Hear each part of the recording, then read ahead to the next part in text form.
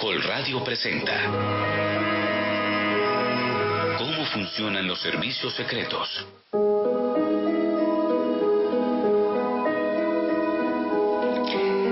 ¿Quién no ha soñado alguna vez con ser espía?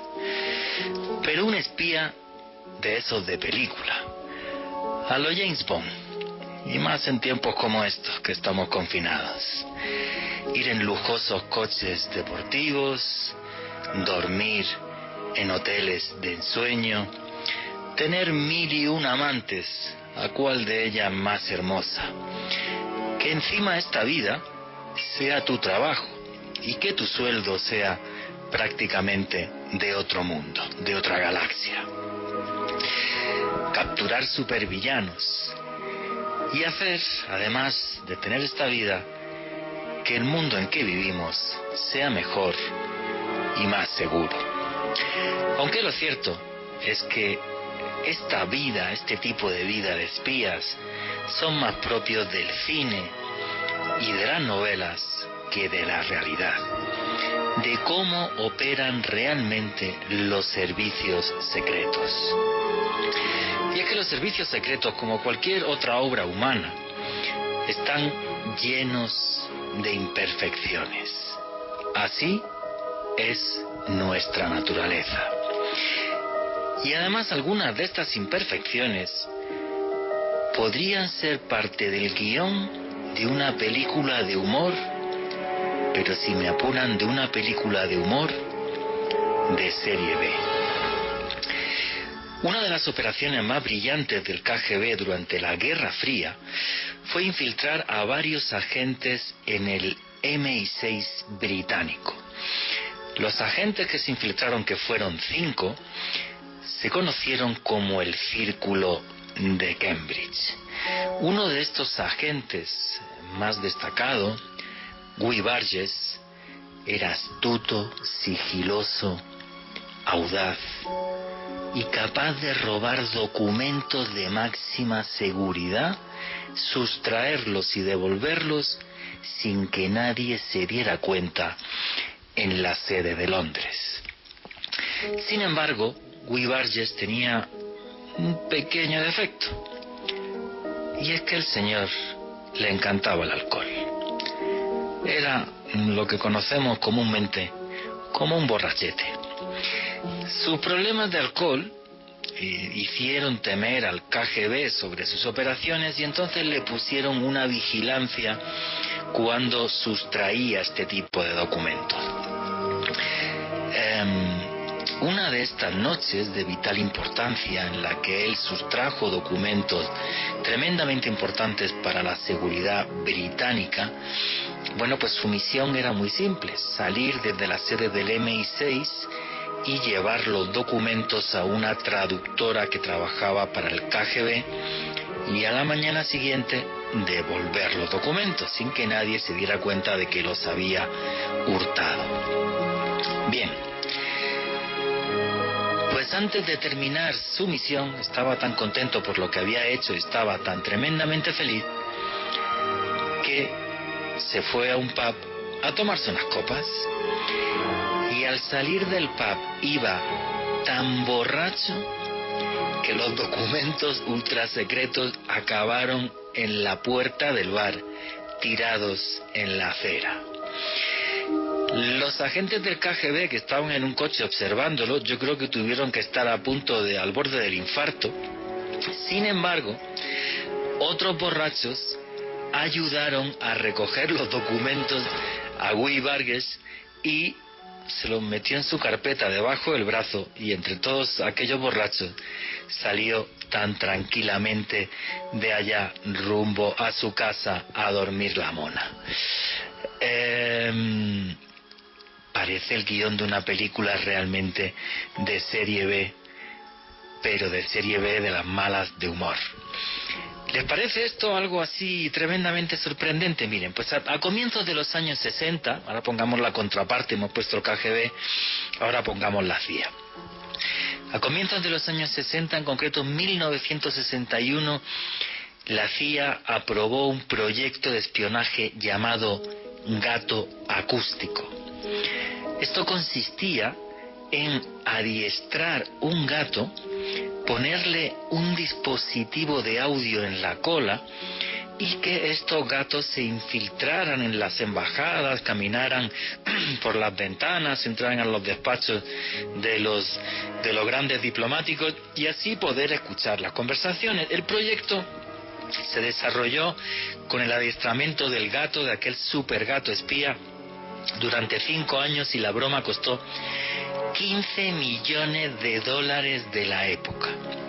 Bueno, pues el primer y único gato de esta famosa operación, repito, gato acústico, lo soltaron justo delante de la embajada soviética en Washington y al cruzar la calle lo atropelló un coche. Jamás llegó ni siquiera al jardín de la embajada. Y claro, es que el gato tenía un entrenamiento fabuloso, magnífico, podía infiltrarse dentro de cualquier red de espías, pero se les olvidó enseñarle a cruzar la calle. Hay proyectos muy absurdos dentro de la historia de los servicios de inteligencia. Uno de los más macabros, ya no sé si definirlo entre macabro, absurdo, ambas cosas, o delirante. Una de las cosas que más molestó a los grandes dirigentes de la antigua Unión de Repúblicas Socialistas Soviéticas fue que Rudolf Nureyev, el mejor bailarín del mundo, se escapara al bloque occidental. Y entonces pues se ve que en un día de enfado varios agentes del KGB diseñaron un proyecto que nunca se llevó a cabo para secuestrar a Rudolf Nureyev, pero no se pierdan esto, para amputarle las piernas y luego dejarlo otra vez en el bloque occidental, pero sin piernas. Gracias a Dios no lo consiguieron. Todas estas cosas le pueden sonar a chiste, y en cierta medida hasta lo son. Pero no piensen que porque este tipo de cosas nos parezcan graciosas, los servicios de inteligencia no funcionan.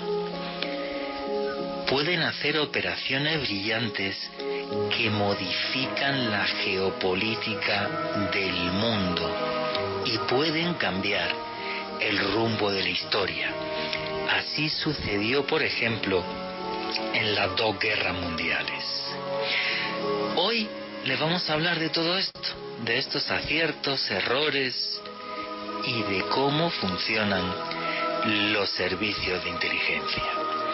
A caballo entre lo macabro, el humor, pero también tocando operaciones de gran ingenio, brillantes. Acompáñennos esta noche en este viaje por la historia del siglo XX y hasta hace pocos días por el sorprendente mundo de los espías. Buenas noches, Colombia. Mi nombre es Juan Jesús Vallejo. Los que quieran seguirme en redes sociales, mi Twitter es @JuanGVallejo, Juan J.E. Vallejo. En Instagram y en Facebook me pueden seguir como Juan Jesús Vallejo. Los que les gusta el periodismo de misterio, hay un canal de YouTube que se llama Oculto tras la sombra. Y lo que hacemos aquí, en estos especiales en Caracol Radio, es periodismo de misterio. Nosotros les ponemos a ustedes los hechos encima de la mesa y ustedes deciden qué hay detrás y qué no. Los servicios de inteligencia, muchas veces macabros, y les vamos a hablar incluso de cuando han organizado asesinatos, envenenamientos, otras veces tremendamente brillantes, en otras ocasiones muy manipuladores. Hablaremos esta noche, Alejandro Bernal, por ejemplo, les va a hablar de la historia de Edgar Hoover, el creador del FBI, capaz de chantajear ni más ni menos que a 8 presidentes de los Estados Unidos de América. Gente brillante, alguna con una mente macabra, otros tremendamente ingeniosos, pero sobre todo todos con un denominador común: un tremendo poder que ha sido capaz de modificar la historia. Y ya sin más preámbulos vamos a empezar a presentar aquí a mis compañeros, que estoy feliz desde que he descubierto esto del Zoom y les puedo ver la cara. Alejandro Bernal, buenas noches, ¿cómo estás, compañero?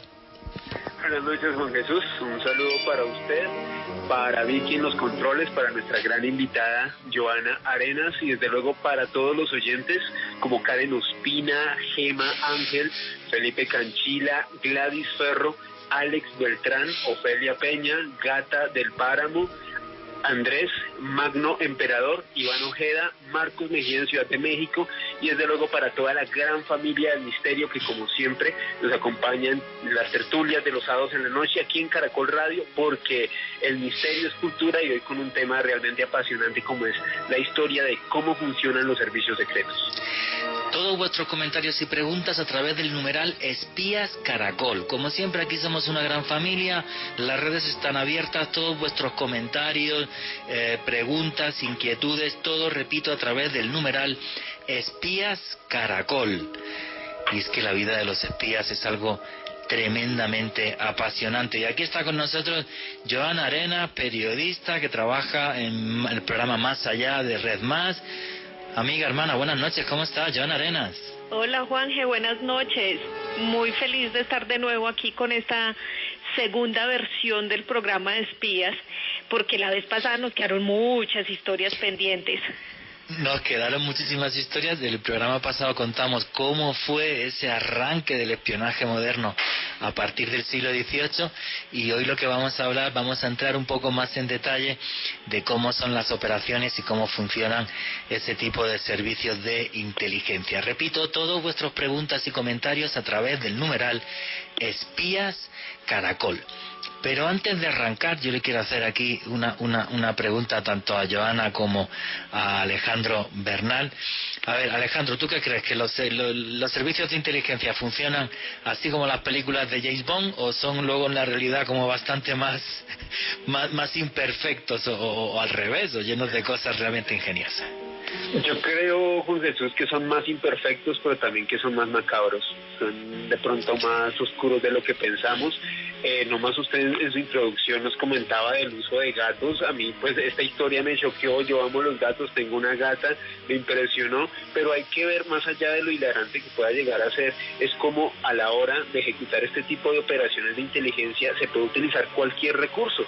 Creo que en la primera versión de este episodio de espías que también abordamos con Joana, hablábamos sobre cómo en la antigua República Democrática de Alemania utilizaban espías a hombres muy guapos para que se acostaran con mujeres, ya fuera con secretarias de funcionarios, o de mujeres que estuvieran relacionadas con personas que tenían información privilegiada, pues para obtener este tipo de información. Es decir, cuando hablamos de inteligencia y de espionaje, no hay escrúpulos. Sí, efectivamente, eso es lo que se llama la estrategia Romeo, de la que luego vamos a hablar. Yo quiero daros solo un dato. Uno de los mayores expertos en espionaje, que fue exanalista militar, Daniel Ellsberg, que fue el que filtró los famosos papeles del Pentágono a The New York Times, en su último libro, en el año 2017, él tuvo acceso a unos documentos desclasificados de la CIA. Y si lo del gato acústico os parece algo demencial, en los años 80, yo no sé cómo definir esto y opinar sobre esto a través del numeral Espías Caracol. Pues hubo un proyecto de la CIA que se llamó Operación Retro, y esto es real. De repente 4 o 5 mentes brillantes se juntaron en un despacho, yo creo que se habían tomado unas copas o algo, porque esto no es normal, y diseñaron esta Operación Retro, que era poner una serie de plataformas con motores gigantes, de forma de que si los soviéticos lanzaban misiles intercontinentales nucleares, al accionar los motores, ellos parasen la rotación de la Tierra y los misiles pasaran de largo y cayeran en el Pacífico. Claro, después de un año y de no sé qué millonadas se gastaron, llegó alguien sensato y dijo: pero a ver, ¿habéis pensado que si hacéis eso vais a provocar huracanes, maremotos y nos vamos a cargar el planeta entero y esto no merece la pena? Pues la Operación Retro fue real, o sea, son cosas como muy demenciales. Y antes de entrar en seguir metiéndonos en tareas, Joana Arenas, ¿tú qué opinas de cómo operan los servicios secretos? Entre lo hilarante, lo macabro, ¿cómo lo ves tú? Completamente de acuerdo con Alejandro. Yo creo que para cumplir todas estas misiones finalmente van el todo por el todo y vale todo, sin importar que sea legal, ilegal, lo importante es llegar finalmente a lo que ellos esperan. Y por eso es que muchas veces dentro de estos servicios secretos pues se vinculan también terroristas, se vinculan también delincuentes, porque finalmente lo que necesitan es obtener resultados. No les importa con quién se puedan aliar, lo importante es lograr su objetivo. Entonces yo creo que, claro, en las películas, como usted decía, todo lo ponen muy color de rosa y perfecto y muy bonito, y finalmente el espía siempre es el que gana, pero detrás de esto hay historias muy terribles y muy macabras, Juanje. Y lo de los gatos, no, ni qué hablar. Es terrible esa historia. O sea, apenas veo mi gato por aquí andando y no, terrible. Sí, hay que pensar que los servicios secretos operan dentro de un contexto que es el de una guerra, ya sea una guerra contra el crimen o una guerra entre países o una guerra, aunque la llamen fría, sigue siendo una guerra. Entonces, efectivamente, en eso que llaman red de informantes va a haber de todo, puede haber criminales, puede haber absolutamente de todo. Pero bueno, esto es una realidad que a la gente le inquieta. Repito vuestros comentarios y preguntas a través del numeral Espías Caracol y vamos a empezar a meternos ya en materia.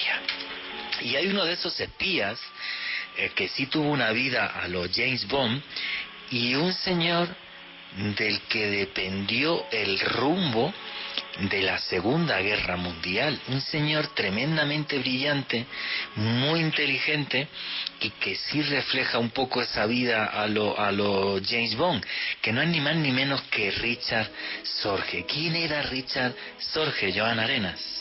Sí, Juanje, esta historia es bastante apasionante porque tiene muchos componentes. Lo primero es que era considerado uno de los espías, o es considerado uno de los espías más famosos e importantes del mundo entero y de toda la historia. Resulta que era de origen alemán, era un alemán que comenzó a estudiar ciencias políticas y justo cuando estaba en ese proceso de educarse, pues estalla la Segunda Guerra Mundial y él decide irse de voluntario precisamente al ejército alemán.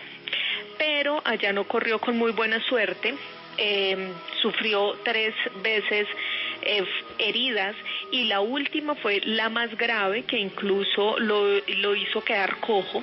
Y justo en ese momento, cuando se estaba recuperando, es que él aprovecha para terminar su carrera y se dedica a estudiar muchísimo el tema del comunismo, además porque venía de una familia comunista, con raíces comunistas. Su abuelo había estudiado también mucho el tema y era seguidor y colaborador de Marx.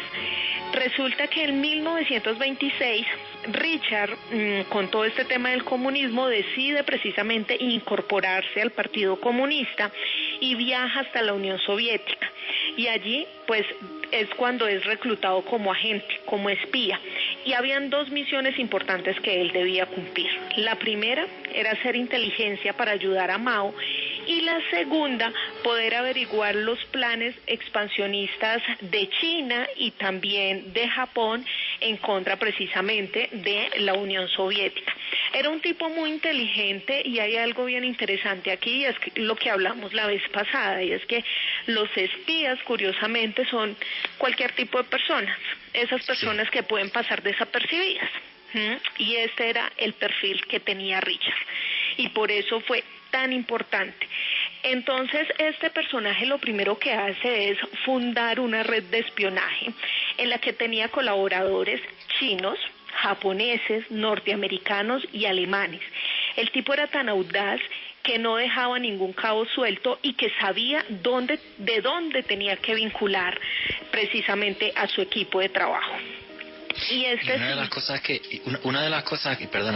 cosas que incorpora Richard Sorge a toda esta historia del espionaje, que me parece tremendamente inteligente por su parte, es crear células de investigación por separado, de forma de que si capturaban a una, el resto de la organización seguía viva. O sea, el tipo era tremendamente inteligente. Claro, esa era una de sus leyes principales en estos grupos. Primero, crear esas células y además que entre ellas no se conectaran ni se comunicaran para evitar precisamente lo que usted dice, si cae una, pues las otras se sostienen. Cuando esta red ya estaba bien establecida y funcionando súper bien, lo que hacen es que lo envían a Alemania precisamente porque ya está todo el tema del nazismo, ya está Hitler en el poder y lo que quieren ver es cómo funciona este tema allá, cómo funciona Alemania y cómo es la relación de Hitler con Japón. Y para eso, pues, ¿a quién iban a mandar? Pues al superespía que sabía cómo sacar y obtener esa información. Y allí cuando llega, lo que el personaje hace es lograr que un periódico lo contrate como periodista. Y esto realmente es bastante audaz. Brillante. Es brillante, o sea, hace que un periódico alemán lo contrate como periodista y lo mande a Asia.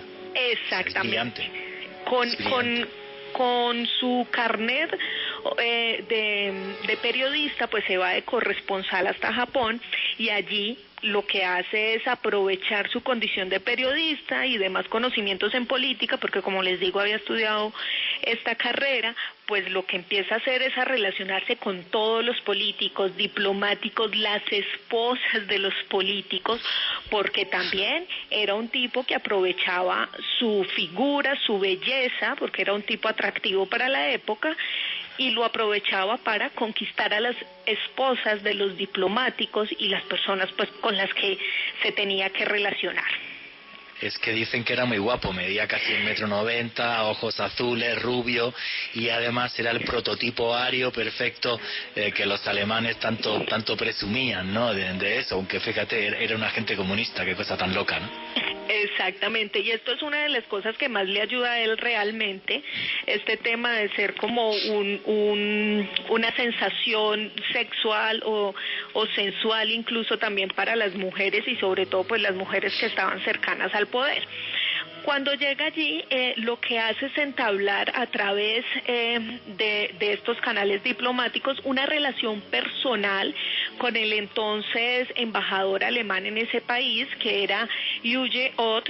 Con él se vuelve muy amigo y lo que hace este personaje es que logra que él lo contrate en la embajada y así empieza a trabajar con él, se gana toda la confianza y se convierte en secretario de prensa de la embajada y allí por supuesto tiene acceso a absolutamente todo. A todos los documentos que había de la embajada alemana en Tokio y toda la colaboración y aparte planes de guerra para la Segunda Guerra Mundial entre Tokio y Berlín. O sea, el tipo era un genio, pero un genio, vamos. Exactamente, Juanje, y desde allí por supuesto sigue atento a toda su red de espías. Le voy a leer exactamente las 3 premisas que él tenía para su red de espías. La primera era ningún contacto con el comunismo local. La segunda era ningún integrante de nacionalidad soviética y la tercera, el contacto, no podían tener ningún contacto unas células con las otras. Bajo esas 3 premisas trabajaban los servicios o los espías que él manejaba. Pero fíjate qué inteligente. Como sabía que podía haber agentes infiltrados en las líneas comunistas chinas, pues no trabajamos con ningún comunista chino y tampoco con nadie soviético. Como él iba con nacionalidad alemana, pues claro, lo hacía estar libre de todas las sospechas. El tipo era un genio, vamos. Exactamente, Juanje. Usted no lo ha podido explicar mejor. Esa era su manera de cubrirse también, de protegerse no solo a él, sino también a toda su red y, por supuesto, pues a sus objetivos. Era un tipo que, por supuesto, pasaba una información completamente importante, pero poco a poco, pues Stalin, en medio de su locura, iba desconfiando de la gente que tenía alrededor.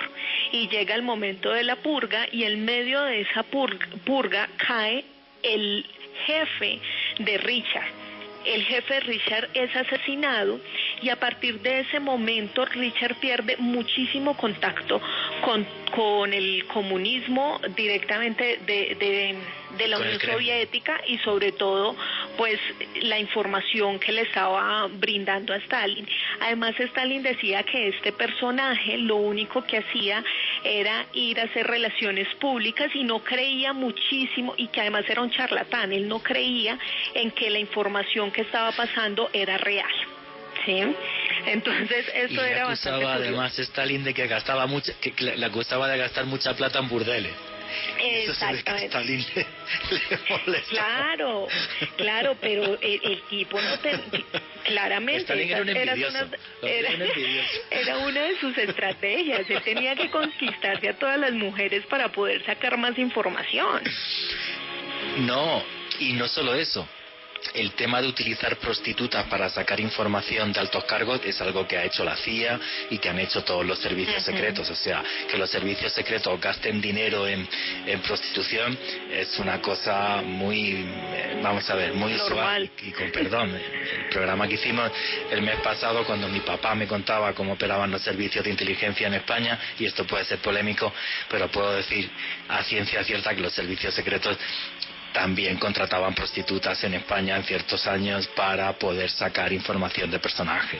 Y esto es algo que repiten absolutamente todos los servicios secretos. Yo creo que los hombres somos muy bobos y en la cama pues soltamos de todo, lo cascamos todo, como decimos en España. Pero claro, Juanje, recordemos la historia que contábamos la vez pasada de Mata Hari. Es el vivo ejemplo de esta situación. Pero bueno, siguiendo con la historia de Richard, pues el momento cumbre fue cuando en 1941 él envía la información sobre el tema de que Alemania pues va a llegar a invadir a la Unión Soviética. Stalin dice como, no le creo, esa información es falsa, este señor está loco, se está inventando esto. Y no toma ninguna la famosa medida. Operación Barbarroja, claro.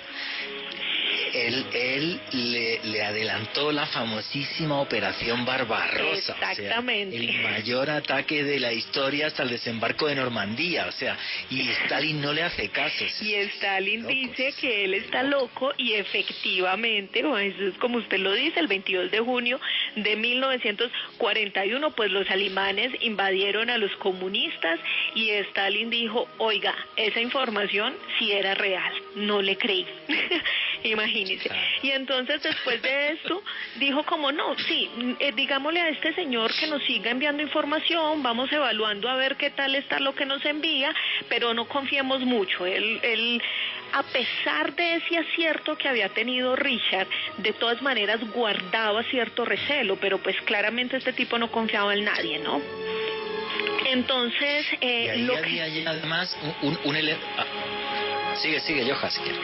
Entonces lo que pasa es que le piden a Richard que tome cartas o se involucre para saber cuál es la decisión que tomará Japón al ver precisamente el ataque perpetuado por Alemania.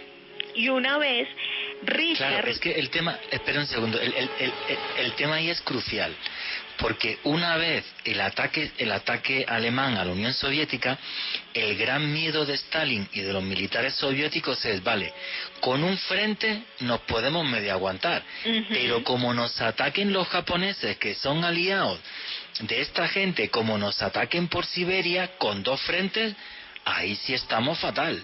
O sea, como tengamos que mantener dos frentes de guerra, estamos fatal. Entonces, esa información era muy, muy, muy crucial. Perdona, claro. Claro, era crucial para saber efectivamente cómo debían actuar, ¿cierto? Y entonces, efectivamente, Richard envía la información y dice, no, tranquilos, Japón no va a atacar.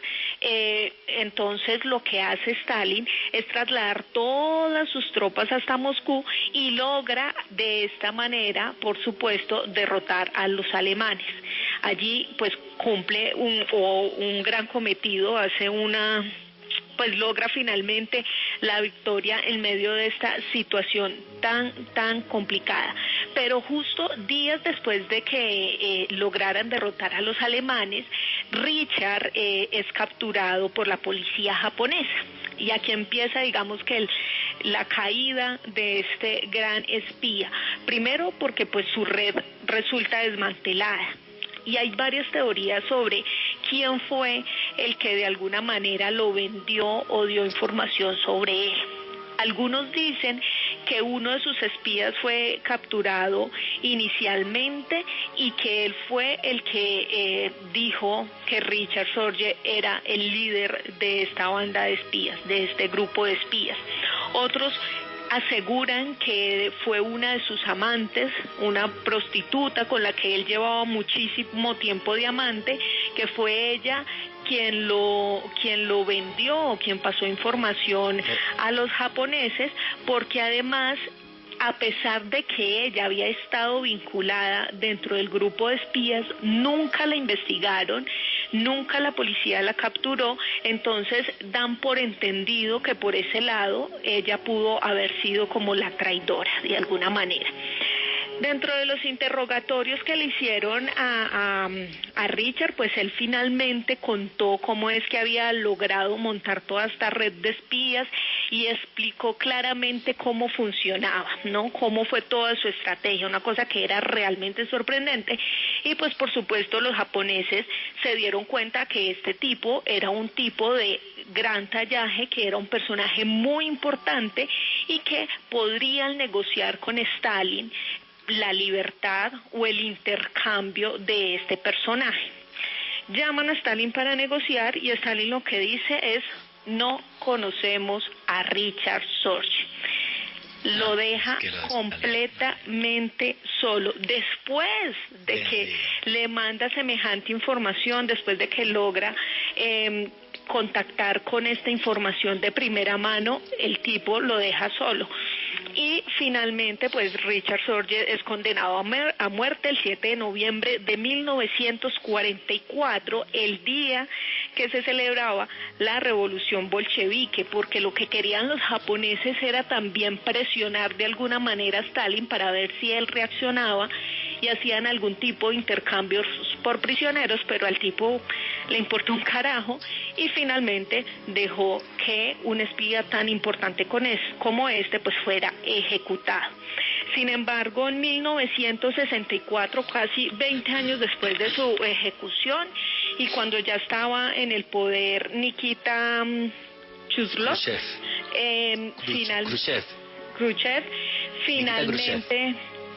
finalmente le hacen como una reivindicación a todo el trabajo y la importancia que tuvo este personaje y es declarado como héroe de la Unión Soviética. Pero realmente la muerte de este personaje me parece muy triste, Juanje, porque es una traición. Stalin podía haberlo salvado, haber negociado con los japoneses la libertad de este señor, pero claramente pues no funcionó así el tema. Y este señor cambió el desenlace de la Segunda Guerra Mundial, en el sentido de que, bueno, los alemanes tuvieron varios errores en el tema de meterse en la Unión Soviética. Lo primero es que entraron tarde, entraron en verano, tenía que haberlo hecho en primavera. Segundo, no llevaban ni siquiera ropa de abrigo para el invierno, pensaban que iban a conquistar la Unión Soviética en 3 semanas. Luego es que cuando están allí se dan cuenta que aquello es tan tremendamente grande, dividen el frente en 3 y buena parte de la tropa se queda en la batalla de Stalingrado, que es un gran error porque allí mueren 1 millón de personas para una ciudad que en el fondo no servía para nada, simplemente era el famoso nombre de Stalingrado. O sea, podían haber cortado por otro sitio para el famoso petróleo de los Urales, que supuestamente era su destino. Y luego, claro, Richard Sorge, cuando le dice no, o sea, puedes llevarte las tropas de Siberia y mandarlas por lo menos a Moscú, porque hay un rumor que es que los japoneses, si a lo mejor ya acá en Moscú, sí atacan por la parte asiática, pero si no ven el desenlace claro, no se van a meter en este lío. Y entonces, claro, la información de Sorge es tremendamente eficaz, porque ellos, todas las tropas de Siberia, donde refuerzan en Moscú, ojo, que los alemanes se quedaron a 20 kilómetros de Moscú, solo 20 kilómetros, o sea, fijaron lo poquito que faltó para que el desenlace en todo esto fuera terrible. Entonces la información de Richard Sorge fue crucial, y luego Stalin encima pues pasó de él y lo ahorcaron. O sea, a mí me parece una historia tremenda. Todas vuestras opiniones a través del numeral Espías Caracol. Alejandro Bernal, ¿qué es lo que opina de la historia de Jorge antes de que empecemos a leer las opiniones de los oyentes?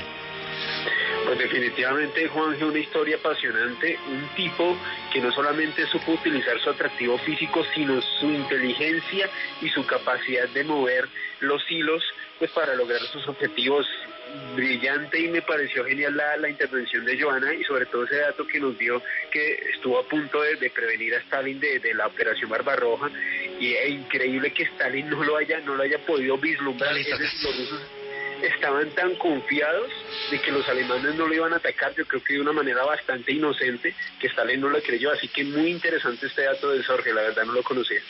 Claro, pero no solo eso, sino también el contexto, y era que Stalin ya no confiaba en absolutamente nada, en nada ni en nadie. Entonces, para él la información que le pasaba a este personaje podría ser falsa y finalmente podría afectar muchísimo más el rumbo de la Unión Soviética, pero claramente pues no era así, y por eso es que Stalin precisamente mata al líder de esta red de espías, que era pues como el padrino de Richard Sorge.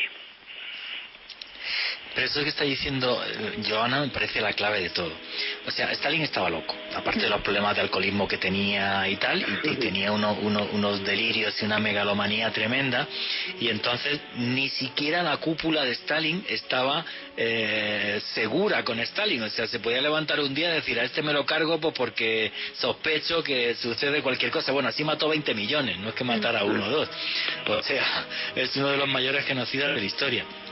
Pero claro, o sea, el problema de Stalin era ese, o sea, que era una persona completamente inestable, tremendamente mal, y además una persona tremendamente sanguinaria. O sea, por eso escaló además dentro del Partido Comunista. Entonces, claro, ese personaje fue nefasto además para la historia de la Unión Soviética. Alejandro Bernal, ¿qué es lo que pregunta o qué es lo que están comentando los oyentes a través del numeral Espías Caracol? Aquí Cristian Denis nos comenta lo siguiente: aclaración sobre Richard Sorge. Nació en Bakú, en la Unión Soviética, de padre alemán y madre rusa. A los 3 años su familia se trasladó a Berlín. Se incorporó al ejército alemán en 1914 para la Primera Guerra Mundial, donde fue herido, y mientras se recuperaba se volvió comunista. Efectivamente, muy bien el dato. ¿Qué más preguntas hay? Aquí John RM, no se pierdan de vista la Santa Alianza y el Solidarium Pianum, el espionaje del Vaticano desde el siglo XVI. Ni idea. ¿Qué más preguntas y comentarios? Oscar Martínez, aparte de Richard Sorge, ¿hay otro espía famoso que haya utilizado su atractivo físico para lograr sus objetivos? Sí, bueno, hubo toda una estrategia, luego la vamos a comentar, que creó un señor que se llamaba Markus Wolf, el famoso hombre sin rostro de la República Democrática Alemana, y eso lo vamos a comentar en la segunda hora. Sí, hubo varios, él creó un montón que hacían esto. Bueno, y también el Mossad tiene un caso muy famoso, y hasta os voy a comentar un caso que se dio aquí en Bogotá, en los años 80. Luego sobre eso, sí, aquí en Bogotá hay un caso, además, con una española, por cierto, no era colombiana, era española, y el tipo se acabó suicidando. Eso está muy bueno, eso sí lo quiero saber ya, Juan. Sí. Mira, si queréis que os lo comente, muy sencillo, lo tengo por acá. En concreto, fue en 1970, el agregado militar de la embajada soviética aquí en Bogotá, Alexander Ogordionov, espera, a ver si digo el nombre bien, Ogorodonik, no me sale, a ver, Alexander Ogorodonik, que era el agregado militar de la embajada en Bogotá, se echó una amante española. A la amante española la fichó la CIA, que estaba aquí en Bogotá.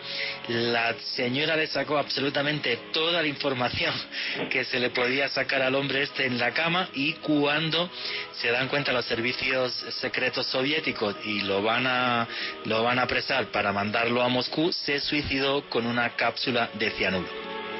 Aquí en Bogotá. En 1970, para ser exacto. Sí, es una historia muy, muy curiosa. Qué locura. Así que no te fíes nunca de una amante española, que fíjate lo que pasa.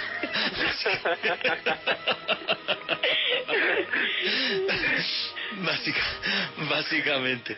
¿Qué más preguntas y comentarios hay, Alejandro? Juan Camilo Alzate, buenas noches. ¿Es el Mossad el servicio secreto más fuerte del mundo? Para mí es el mejor del mundo, sí. Es el mejor del mundo porque están en un país que para su mentalidad siempre están en guerra.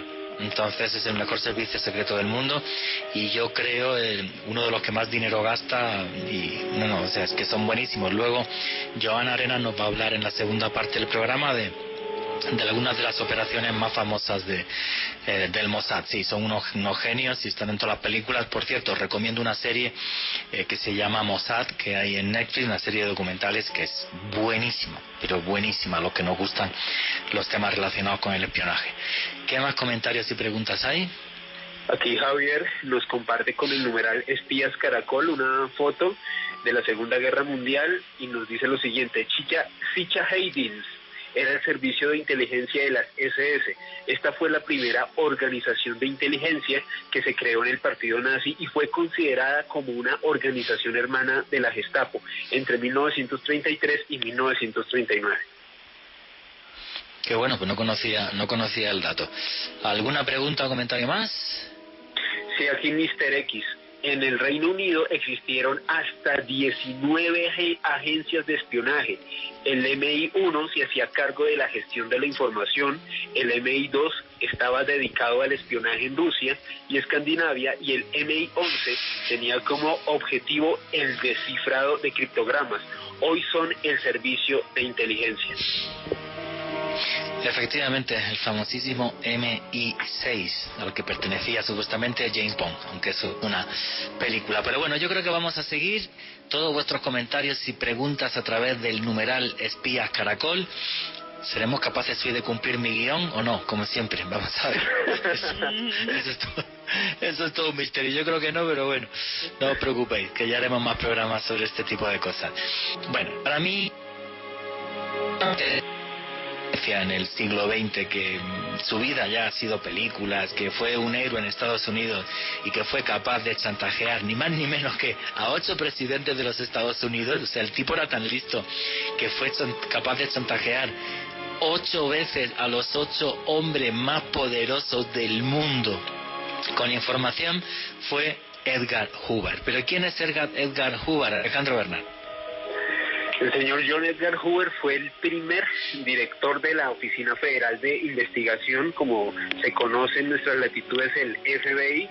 Fue un hombre demasiado importante que trascendió a la historia, no solamente por lo que usted comenta, Juan Jesús, por chantajear a los hombres más poderosos del mundo, es decir, a los presidentes de los Estados Unidos, sino también por manejar información privilegiada que también de alguna u otra forma utilizó a su beneficio. Haciendo un contexto histórico sobre este señor, pues bueno, este señor John Edgar Hoover tuvo un papel decisivo en la fundación del FBI en 1935. Sin embargo, él era el director de la Oficina de Investigación de Inteligencia que precedió al FBI, es decir, la oficina que existía antes de lo que hoy conocemos como el FBI ya era dirigida por el señor John Edgar Hoover. Este señor fue una auténtica leyenda, ya que fue director de la oficina del FBI durante 37 años, es decir, desde 1935 hasta el fallecimiento del señor Hoover en 1972, según los informes de inteligencia, reportes de... Se cortó el sonido. Espera un segundo, se cortó el sonido. A ver. Habla otra vez, Alejandro. Sí. Ahora sí. Ok. Vale. Les comentaba. Se fue. No, otra vez se corta. Se fue el sonido. A ver, esperemos un segundito.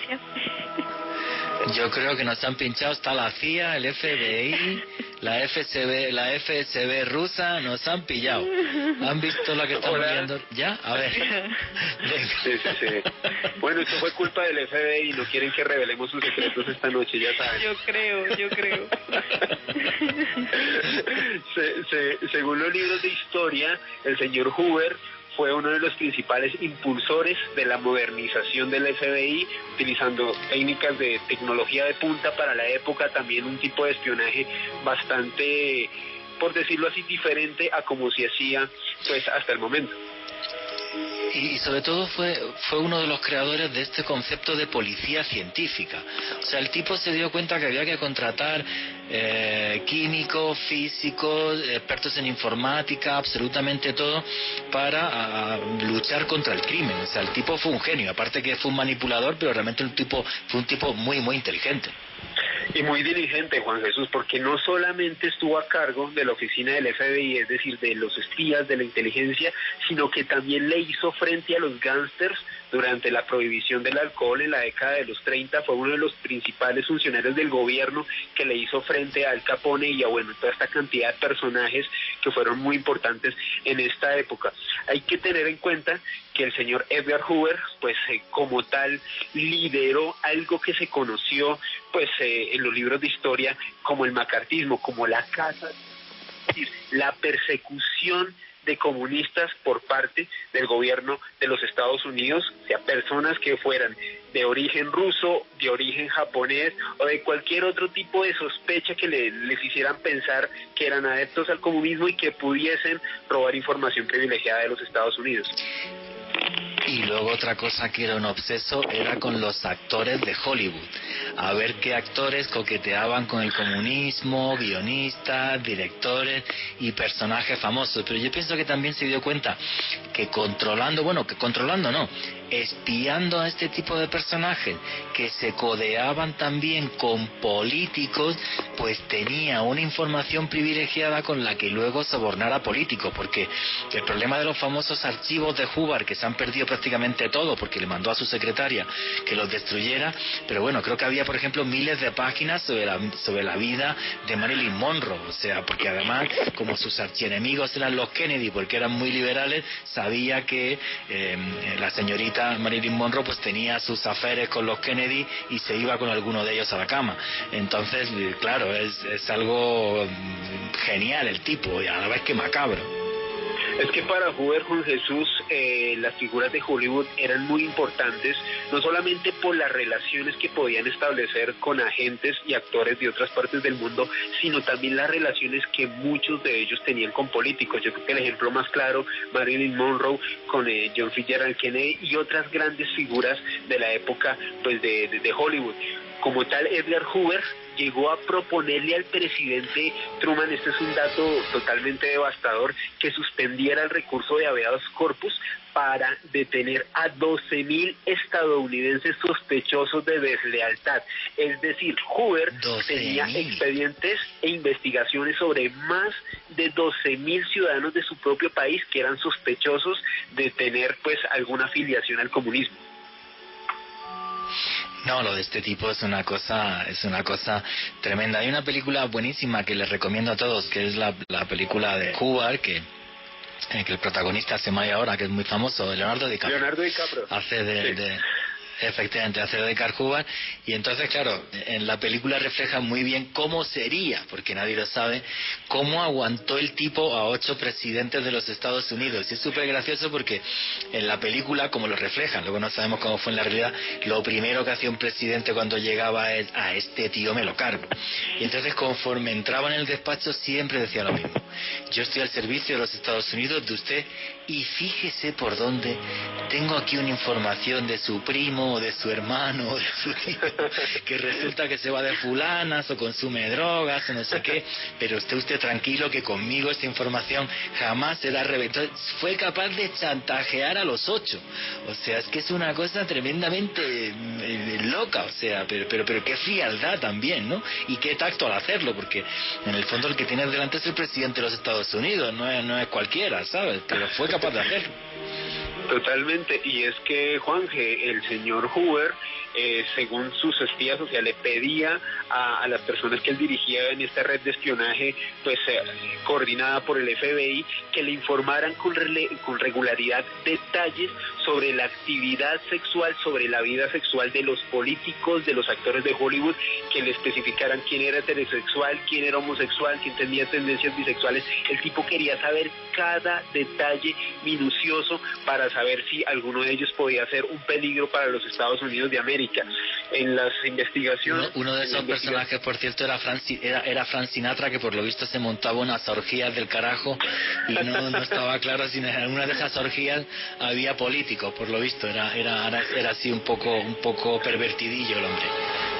Exactamente, Juan Jesús, y en las investigaciones que se han hecho en estos años se ha podido establecer que Edgar Hoover tenía una gran cantidad de expedientes de folios de personajes como Albert Einstein, probablemente el científico más importante del siglo XX, sino de la historia, de Pablo Picasso, de John Lennon, de Marilyn Monroe, de Elvis Presley e incluso de Lucille Ball, obviamente dejando a un lado a los presidentes como Truman, como Kennedy, que realmente pues fueron presionados por este siniestro personaje. Y es muy curioso el caso de Einstein, porque Hoover estaba obsesionado con Einstein, porque sabía que tenía ideas muy liberales, que para él ser liberal ya prácticamente era ser marxista, pero en cambio le colaron y nunca fue capaz de detectar que tuvo una amante después de la muerte de su esposa, que era una espía soviética que le sacó un montón de información, porque una de las cosas, si un día podremos hacer un programa de Albert Einstein, por lo visto pues era un poco viejo verde, entonces le gustaban así las muchachitas y esta le sacó absolutamente toda la información del mundo. Sí, era un personaje muy controvertido el tema de Albert Einstein. ¿Querías comentar algo más, Alejandro? Sí, hay un caso que pasó a la posteridad como realmente una tragedia, el caso del matrimonio Rosenberg, una familia de judíos. Pues en ese momento el presidente era Dwight Eisenhower, y resulta que este matrimonio judío era sospechoso pues de ser espías soviéticos, aunque se presentaron pruebas de que pues ellos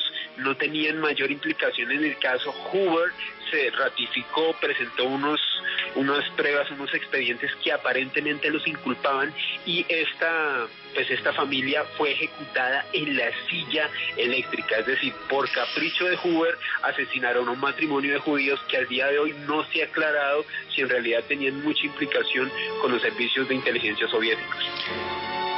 O sea, por puro y duro ego fue capaz de ver cómo morían dos personas. Una de las cosas que hizo Hoover, que pasó también a la historia, es crear el mayor archivo dactilográfico de la historia. O sea, él se obsesiona con el tema de las huellas dactilares y se da cuenta que es muy importante para la investigación criminal, y crea el mayor archivo dactilográfico de comienzos de la historia de la criminología, para así poder tener controlados a un montón de personas que podían tener relación con el crimen organizado. O sea, el tipo era un genio y a la vez muy macabro, aparte de una cosa que nunca ha quedado clara, que es que si era homosexual o no, que parece ser que sí. Sí, algunos archivos e investigaciones establecen que tenía como cierta tendencia homosexual, o al menos bisexual, según algunos contactos y personas que lo rodearon. Sí, efectivamente, y eso en aquella época hubiera sido un tremendo escándalo, pero fue capaz de ocultarlo hasta el último momento.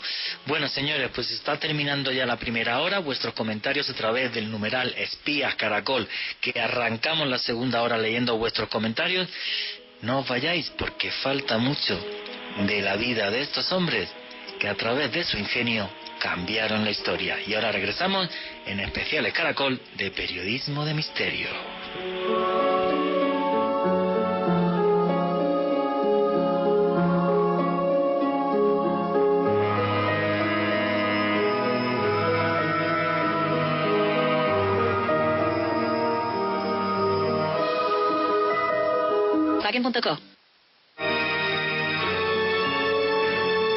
Continuamos con ¿Cómo funcionan los servicios secretos?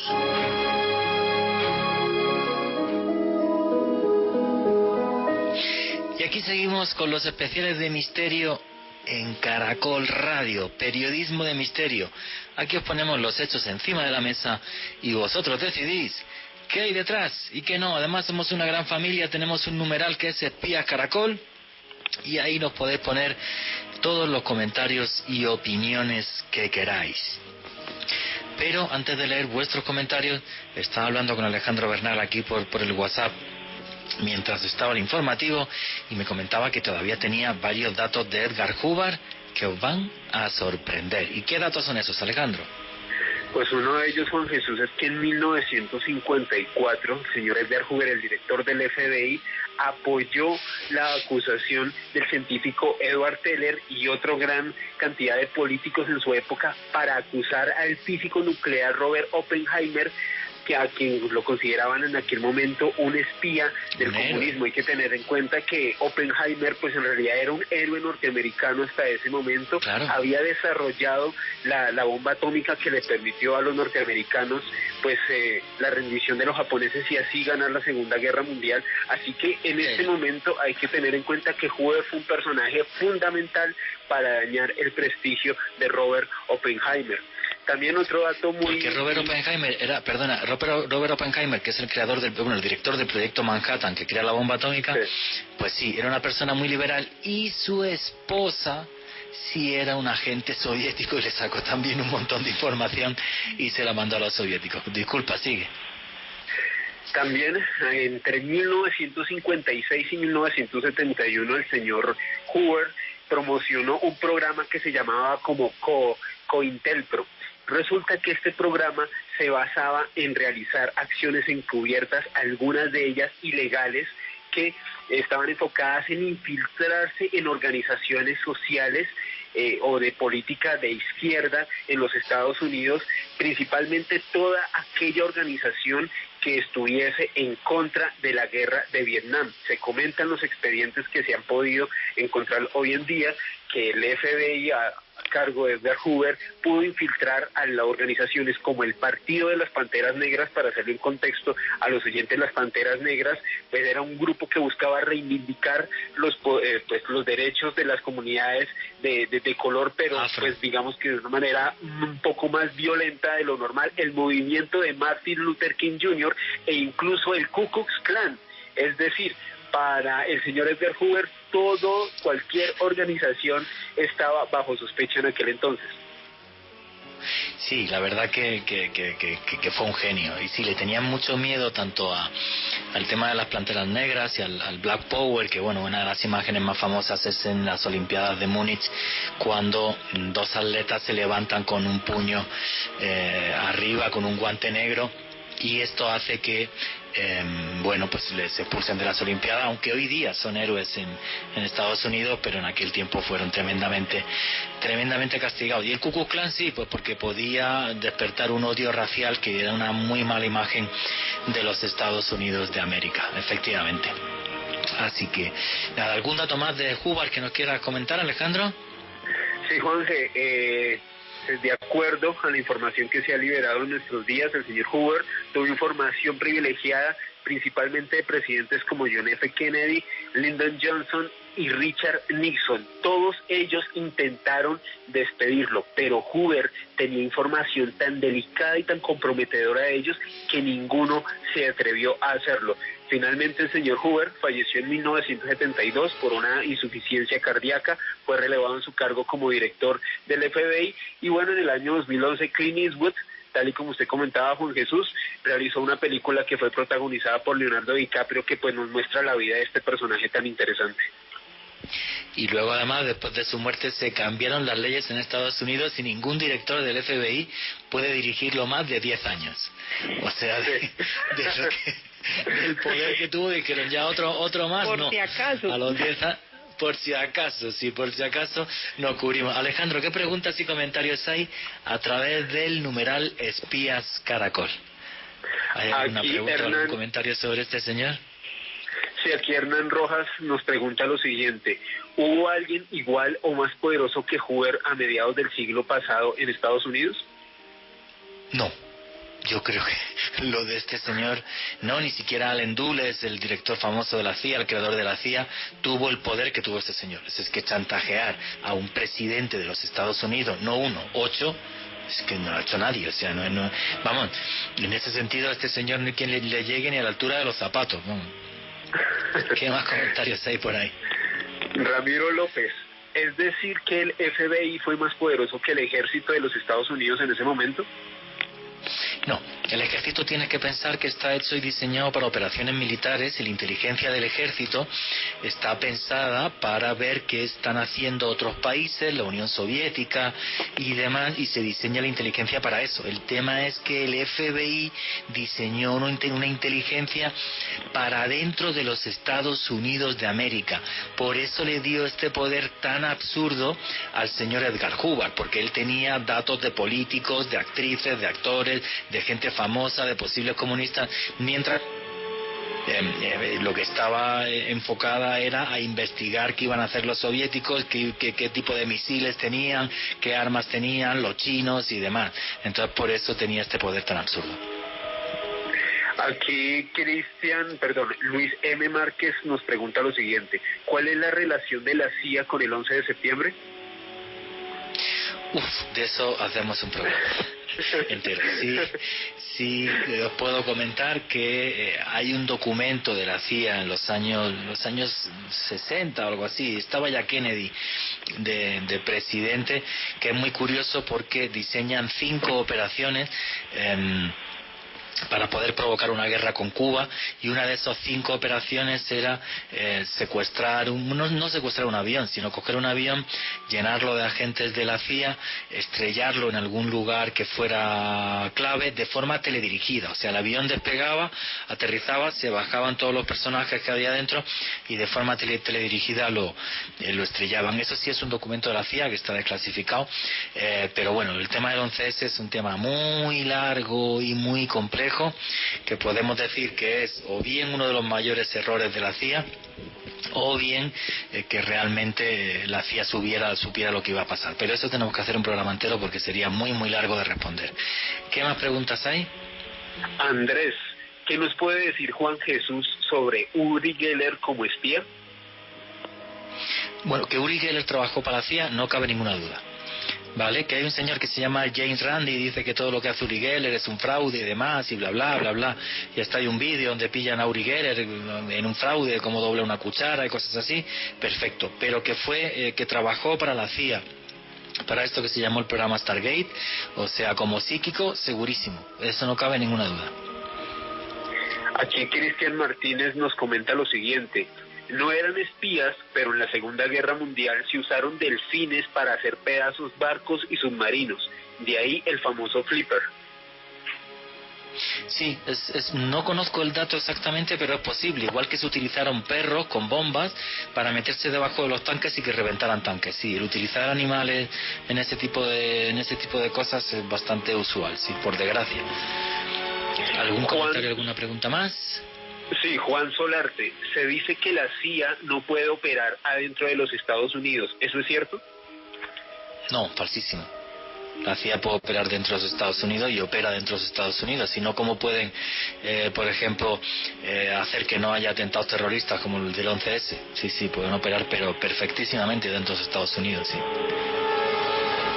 Aquí Andrés nos dice también lo siguiente: Elvira de la Fuente fue una peruana que como doble agente pasó información falsa del desembarco de Normandía a los nazis. Puede ser. No conozco el dato exactamente, pero puede ser. Igual que el que se convenciera a los nazis, a la Alemania nazi, de que el desembarco no iba a ser en Normandía, sino en Calais, eso fue por un cadáver que soltaron desde un submarino en el estrecho de Gibraltar y que cogieron los españoles, y esa información acabó en manos de la Gestapo y de la inteligencia alemana, y creyeron que el maletín que llevaba este señor con los supuestos desembarcos era real y era completamente falso. Venga, una preguntita más y seguimos. Aquí un comentario de Carlos Alberto, nos comparte una foto de época de los años 60 en los Estados Unidos y nos dice lo siguiente: qué fastidio vivir con esa paranoia, el estar seguro que cualquiera puede ser un potencial enemigo, como el FBI en los años 60 y su persecución a los que supuestamente eran comunistas. Sí, a mí eso me parece horrible. O sea, realmente aquella Guerra Fría nos llevó a una sociedad absurda de odio. Por desgracia, esa sociedad está volviendo. Y eso es una cosa que me preocupa mucho, la polarización política tan absurda que hay en el mundo y los ataques de unos a otros sin parar. Es una cosa que con sinceridad no me gusta nada y que intento denunciar y poner un granito de arena en estos programas y en el canal de YouTube que tenemos, Oculto tras la sombra y demás, pues porque no me parece que vamos hacia la dirección correcta. El odio no nos lleva a nada. El diálogo es maravilloso y la democracia, poder votar cada 4 años a quien queramos y equivocarnos, me parece maravilloso. Y vamos a arrancar ya con la CIA, que nos lo va a contar Alejandro Bernal, y con ciertas operaciones de la CIA. Y antes de arrancar con esto, os quiero comentar que a los que os gusten este tipo de historias, tenéis un libro que se llama Conspiración, cómo nos manipulan las élites del mundo, que es mi último libro, y además resulta que este libro está hoy y mañana en oferta a través de la página web buscalibre.com.co. Vale menos de 30.000 pesos, o sea que está realmente barato los que queráis comprarlo, y lo podéis comprar además también desde fuera de Colombia. Repito, está en buscalibre.com.co, lo tenéis en oferta, está como a un 40% de descuento y está a menos de 30.000 pesos, creo que a 26.000 o algo así, así que ahí lo tenéis en buscalibre.com.co. Pero bueno, vamos a meternos ahora, vamos a dar paso a los 2 servicios de inteligencia para mí más poderosos del mundo, que son la CIA, y luego nos va a contar Joana Arenas el Mossad. Y luego, si queda tiempo, yo os contaré historias sobre asesinatos de espías y demás. Pero creo que si el programa iba sobre cómo funcionan los servicios de inteligencia, estos 2 son los 2 más poderosos del mundo, los 2 más potentes del mundo, por ciento, que entre ellos además colaboran. Alejandro Bernal, ¿qué es la CIA y cuáles han sido sus operaciones más importantes? Tómate el tiempo que quieras, con calma, yo te iré cortando y también hablando de temas de la CIA. Este tipo de operaciones, por cierto, en mi último libro, En Conspiración. ¿Y qué es la CIA y cuáles han sido sus operaciones más brillantes, o más locas, o más absurdas? Bueno, pues la CIA es la Central de Inteligencia de los Estados Unidos. Fue creada en septiembre de 1947. Para hacer un rápido contexto histórico, fue después de la Segunda Guerra Mundial, cuando los Estados Unidos pues realmente estaban ya en una confrontación ideológica, política y podríamos decirlo que de alguna u otra manera tecnológica también, con la Unión de Repúblicas Socialistas Soviéticas. Desde entonces pues esta Central de Inteligencia norteamericana se ha pues desempeñado en 3 actividades principales, que ha sido recopilar información sobre gobiernos extranjeros, también y analizar todo este tipo de datos, también compartirlo con agencias hermanas y desde luego pues poderlas compartir con el gobierno de los Estados Unidos pues para tomar pues unas determinaciones correctas que velen por la seguridad nacional. Y la tercera y actividad probablemente más importante es, en efecto, tal y lo que estaba comentando hace unos segundos, pues velar sobre la seguridad de los Estados Unidos, sobre que no haya ningún plan, ningún tipo de afectación para la seguridad de esta nación. La Central de Inteligencia de los Estados Unidos, me atrevería a decir que desde que se fundó hasta 1947 hasta nuestros días, ha sido probablemente el servicio de inteligencia a nivel mundial que ha incidido en una gran cantidad de hechos, no solamente en los Estados Unidos, sino también en nuestro continente. Se comenta que estuvieron detrás del golpe de Estado que llevó a Pinochet al poder, también que hicieron parte... De eso no hay ninguna duda, absolutamente ninguna duda. Que estuvieron detrás del derrocamiento de Allende, no hay ninguna duda. De hecho, Juan Jesús, y este es un dato que usted y yo siempre comentamos cuando hacíamos los tours de Misterio por la Candelaria, hay una de las teorías de la conspiración que afirma que la CIA estuvo detrás del asesinato de Jorge Eliezer Gaitán a través de la Operación Pantomima, de la Operación Pantomima, y de uno de sus espías, John Maples Espíritu, quien fue, pues en este caso fue detenido por el ejército cubano en las montañas Escambray en Cuba, cuando a este señor lo interrogaron sobre cómo un agente de la CIA se encontraba en Cuba en este momento. Pues lo que este señor le dijo a las autoridades de la isla fue realmente sorprendente. Les comentó que él estuvo detrás del complot y de la organización del suceso que pues lamentablemente terminó con la vida de Jorge Eliezer Gaitán y que desencadenó el Bogotazo el 9 de abril de 1948. Según pues algunos documentos desclasificados de la CIA, el señor Maples Espíritu se infiltró en universidades públicas de Bogotá, comenzó a ver cómo era el ambiente, detalló que Jorge Eliezer Gaitán era probablemente el candidato que iba a ser elegido como presidente. Según sus pesquisas y el análisis que él hizo del discurso de Gaitán, Gaitán era un personaje que tenía un discurso que propendía más hacia la izquierda, hacia el comunismo, y desde luego ellos lo veían como un peligro auténtico que un país con una influencia tan importante del norte del continente, que siempre había sido aliado de los Estados Unidos como Colombia, de un momento para otro pasara a tener un gobierno de izquierda y comunista como el que aparentemente pudo haber sido instaurado por Gaitán si hubiese llegado a ser presidente. Pues ahí les dejamos el dato. ¿Y qué opinan a través del numeral Espías Caracol? Este señor lo contó, ¿era cierto? ¿No era cierto? Pues nunca lo sabremos posiblemente. Pero bueno, la CIA ha sido capaz, Alejandro, incluso de desatar guerras. Porque hay una historia que es el famoso incidente del Golfo de Tonquín. ¿Cómo entra Estados Unidos en la guerra de Vietnam? ¿Cómo es ese famoso incidente del Golfo de Tonquín? Alejandro Bernal. ¿Aló? ¿Aló, me escuchan? ¿Me oyes o no? Sí. ¿Tú me oyes o no? Ya nos han pinchado. Ha sido decir la CIA, el FBI. Venga. Vamos a ver. ¿Se fue? No, se fue. Cuelga. Me está diciendo Alejandro por ahí, me está haciendo señas que nada. ¿Lo tienes por ahí o no? A ver si no que Vicky desde ahí de los controles te llame. Juanje, yo aprovecho para contarles un poco respecto a lo que estaba hablando Alejandro del tema de Jorge Eliezer Gaitán, y es que hay otra teoría que plantea que precisamente la CIA manipuló psicológicamente a Juan Roa Sierra, que pues se dice que fue el autor, el que disparó en contra de Jorge Eliezer Gaitán, y se plantea también que la CIA fue la que preparó a este personaje para que finalmente ejecutara el asesinato, porque mucho se habla también de que Juan Roa Sierra tenía muchísimos problemas psicológicos y que lo que aprovechó la CIA fue precisamente esto, como para enaltecerlo, para crear una figura en él y en su mente, de manera de que si él lograba asesinar a Jorge Eliezer Gaitán, pues iba a ser un héroe, un personaje reconocido que estaría finalmente dándole la victoria a un país con este asesinato. Hay muchas teorías que hablan de esa manipulación mental con este personaje. Sí, efectivamente. Vamos a ver si está solucionado el problema técnico con Alejandro. Parece que no. No. Vamos a ver si consiguen llamarlo. Y si no, me meto yo con el tema del incidente del Golfo de Tonquín. A ver, que me está escribiendo por ahí Alejandro algo, creo. A ver si conseguimos que sigan el programa. Estas son las cosas que tiene el directo. Y además con esta pandemia que estamos cada uno en nuestra casa. Voy a preguntarle por aquí a Alejandro mientras. A ver qué pasó.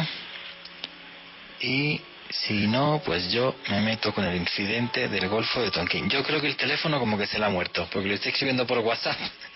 Y aquí... Por acá dice que está tratando de conectarse desde otro teléfono. Ah, vale. Esto es la maravilla de la tecnología. Bueno, pues yo voy a ir adelantando el tema del incidente del Golfo de Tonquín. Bueno, básicamente me está diciendo Alejandro que esperemos un segundito, que creo que está con otro teléfono o algo, ¿o qué? ¿Pero con otro número o cómo? Parece que sí, Juan. A ver si me tienen el teléfono. Bueno, es muy curioso que nosotros estemos haciendo esto, pero Juan, los oyentes deben saber que nos estamos viendo por Zoom, y aquí en medio de señales pues seguimos viendo a Alejandro para ver qué pasó con el teléfono, y nos hace señas de que esperemos. Bueno, pues ya está. Pues yo ya voy a arrancar con el incidente del Golfo de Tonkin, que yo creo que es una de las operaciones más brillantes de la CIA, entre comillas, porque al final los trincaron. Y bueno, pues hace pocos años se supo que el incidente del Golfo de Tonkin pues era total y absolutamente falso. Bueno, hay que meterse en la parte geopolítica. O sea, Vietnam era un lugar que tenía una cierta importancia geoestratégica. Ninguna. Por eso hoy día los analistas piensan que la guerra de Vietnam fue realmente un error tremendo. Una guerra, por cierto, la que fueron 2,5 millones de norteamericanos y que costó 686.000 millones de dólares de la época. Como digo, Vietnam no tenía ningún tipo de importancia geoestratégica alguna. Hay que pensar que Vietnam era una colonia francesa dentro de todo lo que era Indochina, que, bueno, pues lo que hizo además cuando en la Segunda Guerra Mundial, cuando Francia cae, lo que le dicen los alemanes a los japoneses: oye, quedaros vosotros con Indochina porque yo no voy a ir tan lejos, a vosotros os pilla al lado y así tenemos el control de la zona. Entonces, en este momento había un personaje, un vietnamita, que era un señor llamado Ho Chi Minh, que tenía ya una guerrilla de tintes comunistas que era el Viet Minh. Y entonces lo que hacen los Estados Unidos de América es apoyar a Ho Chi Minh y al Viet Minh para que castiguen a los japoneses que hay en la zona. Ellos apoyan a Ho Chi Minh, pero cuando termina la Segunda Guerra Mundial, básicamente llegan y le dicen a Ho Chi Minh: uy, qué pena contigo, pero resulta que eres comunista y entonces no nos caes bien y ahora ya pues no te apoyamos para que Vietnam sea un país independiente. Entonces, otra vez Indochina pasa a manos francesas hasta que Indochina se digrega en diferentes países y los norteamericanos se alían con un personaje muy oscuro que es Ngo Dinh Diem. Ngo Dinh Diem, que es el que acaba siendo el presidente de Vietnam del Sur, porque lo que acuerdan las grandes potencias es que Vietnam se separe en Vietnam del Norte, que va a ser comunista, y un Vietnam del Sur.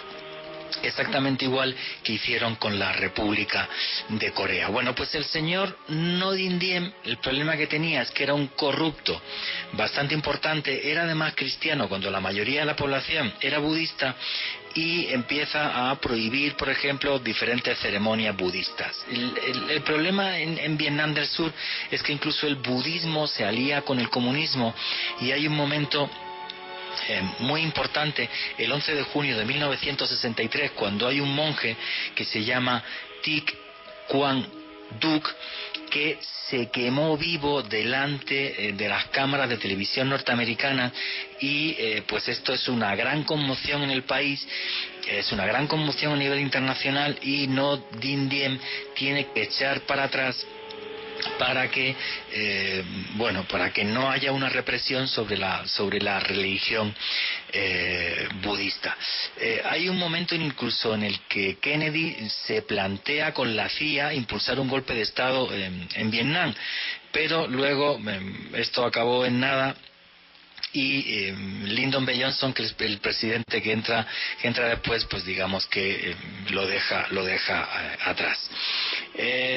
Hay un momento en el que se crea una guerrilla que es el Vietcong, que es apoyada por Vietnam del Norte, y empiezan a mandar pequeños grupos creando toda una revolución rural en Vietnam del Sur, que es a lo que los norteamericanos empiezan a tenerle mucho miedo. Y hay algunas de las frases de Ho Chi Minh que son terribles, para que vean el coraje, el punto honor de este hombre y lo terco que era, porque hubo una frase que me parece brutal en la que él dice: pues es posible que Vietnam un día sea francés o sea norteamericano, pero sin vietnamitas, como diciendo, aquí en esta guerra nos tienen que matar a todos.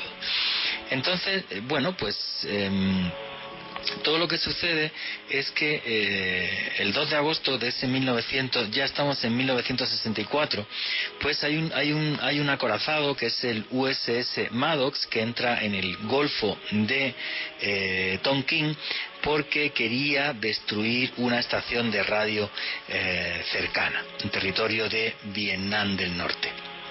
Y lo que hacen, pues hay un par de patrulleras vietnamitas que van cerca de este destructor y pues lo atacan. Bueno, pues el ataque es ridículo porque no hay ningún desperfecto prácticamente en el destructor norteamericano y son destruidas las lanchas vietnamitas. Unos días más tarde, en concreto 2 días más tarde, el 4 de agosto, otra vez en el Golfo de Tonkin, el USS Maddox va justo con otro destructor que es el USS Turner. Y entonces aquí se produce el incidente del Golfo de Tonkin. Y es que esa noche, la noche del 4 de agosto, pues se empieza a hablar de que hay una serie de ataques norvietnamitas por parte de una serie de lanchas, hay aviones que salen volando por el Golfo de Tonkin persiguiendo las lanchas, pero nunca aparecieron los restos de las lanchas, los destructores nunca tuvieron absolutamente ningún tipo de desperfecto ni de absolutamente nada.